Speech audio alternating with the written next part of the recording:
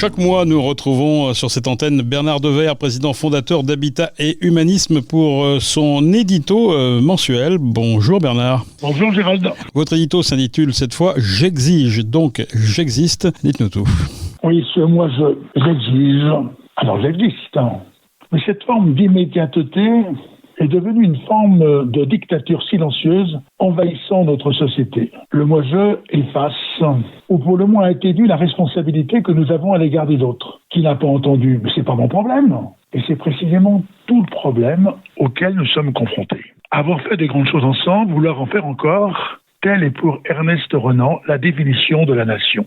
Il s'agit d'une reconnaissance, un héritage suscitant une identité et une filiation créatrice d'un appel à donner naissance, à faire naître, non sans fierté, des projets conférant à la nation une cohésion sans laquelle elle se délite.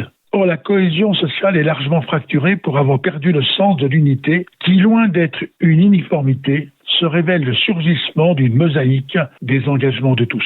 Nous avons besoin de l'autre, des autres, d'où la nécessité de bâtir une relation pour construire une communauté qui, dessinant une fraternité, traduit alors l'attention à ceux qui la constituent. La première exigence est celle de l'équité. Le chacun pour soi est un fléau social. L'usage de la balance à fléau, allégorie de la justice, ne l'est vraiment que si l'on met davantage dans le plateau de celui qui n'a rien aussi peu pour être juste.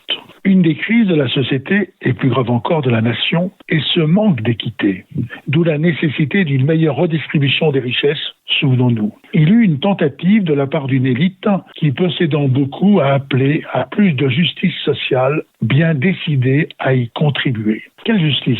Pour évoquer l'habitat, quand près de 90 000 ménages reconnus prioritaires au titre du DALO, du droit au logement opposable, n'ont pu accéder à un logement. Quelle équité quand l'égalité des chances est en situation d'échec avec des territoires qui culturellement, socialement, se révèlent une garantie de sécurité pour l'avenir de ceux qui y résident, alors que les plus fragiles sont confrontés à la pauvreté quand ce n'est pas à la misère.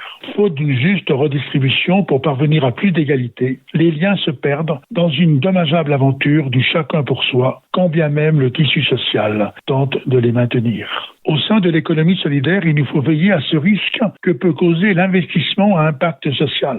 La perspective n'est pas sans pertinence, bien sûr. Réserve faite qu'il n'y ait pas de course à la réussite, laissant dans l'oubli les personnes en grande difficulté pour se présenter facilement comme des champions de l'insertion. L'attention à l'autre, aux autres, appelle la recherche d'un équilibre traversé par la générosité et la capacité à donner et se donner pour une cause ô combien noble, s'agissant de faire reculer les chocs qu'entraîne la brutalité de ces ruptures, créant des situations claniques non sans danger pour l'avenir. Comme il serait nécessaire que se lève le rideau sur les obscurantismes au fin de pouvoir présenter un projet de société qui, libéré des intérêts particuliers, concourait à la création de cette maison commune, malheureusement une forme de chimère au sens très précis de ce mot, l'absence d'unité. L'unité commence là où je décide d'exister, mais pas seulement pour moi, mais pour l'autre, les autres, en acceptant de prendre du recul quant à l'immédiateté du tout tout de suite,